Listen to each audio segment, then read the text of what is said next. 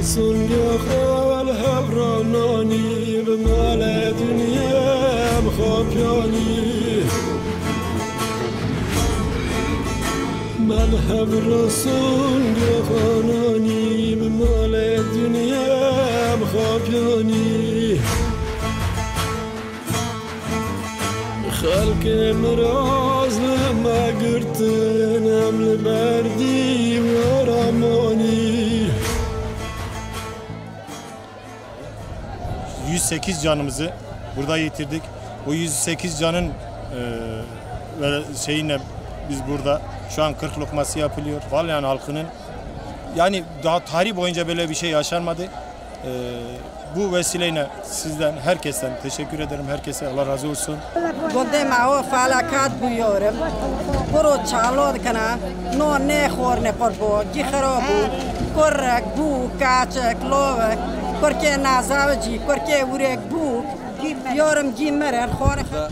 Ölen canlarımızı rahmetle anıyoruz. Kendilerine başsağlığı diliyoruz. Çayla da kana, bir çayla da kana.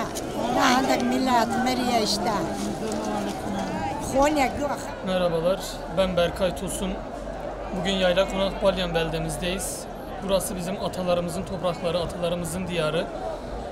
Buralıyız, bizler de Balyanlıyız. Maalesef 6 Şubat tarihinde 11 şehrimizi etkileyen deprem atalarımızın coğrafyası Yaylakonak Balyan'ı da çok kötü etkilemiştir. Büyük bir enkazla karşı karşıya kalmışız. 108 canımızı yitirmenin acısı içerisindeyiz.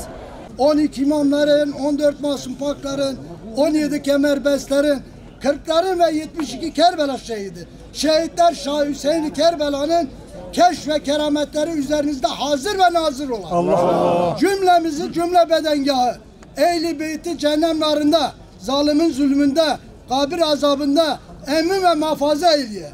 Didarıyla mükafatlandıran. Dertlerimize derman, hastalarımıza şifa, borçlarımıza eda, gökte hayırlı rahmetler, yerde hayırlı bereketler, devlet isteyene hayırlı devletler, evlat isteyene hayırlı evlatlar ihsan eyleye. Allah Allah. Birliğimizi, dirliğimizi sonsuz eyleye. Allah Allah. Yarı baka olmuş ehli iman hakkıyla kanı kılar. Allah Allah. Lokma hakkına, evliya keremine, cömertler cemine, gerçekler demine hü diyelim hü.